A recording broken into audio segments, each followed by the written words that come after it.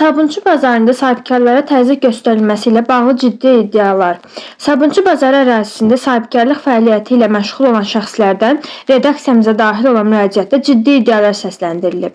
Müraciət edən sahibkarların sözlərinə görə vaxtilə mühüm dövlət postunda çalışmış Ramiz Mehdiyev və Baku Üstel Kompaniyanın keçmiş rəhbəri Rasim Məmmədovla əlaqələrinin olduğu iddia edilən Fariz Ramizzadə uzun illər ərzində bazar ərazisində fəaliyyət göstərən sahibkarlardan müxtəlif adlar altında pul toplanmasında iştirak edib.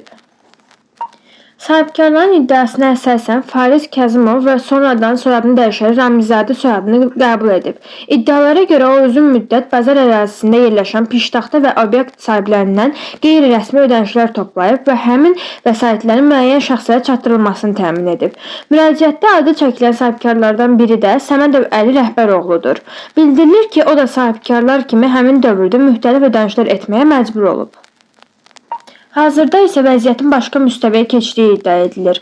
Belə ki, Əli Rəhbəroğlunun qanuni mülkiyyət hüququnu təsdiq edən çıxarışa malik olduğu mağazanın Fariz Ramizadə tərəfindən əlindən alınmasına cəhd göstərildiyi bildirilir.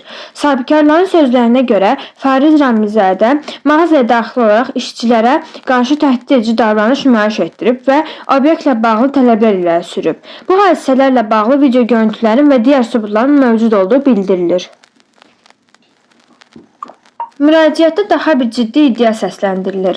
Sahibkarların sözlərinə görə Fariz Ramizadə özünü bazarın faktiki sahibi kimi təqdim edir və ərazidə fəaliyyət göstərən bəzi sahibkarlara təzyiq göstərərək onlardan pul tələb edir.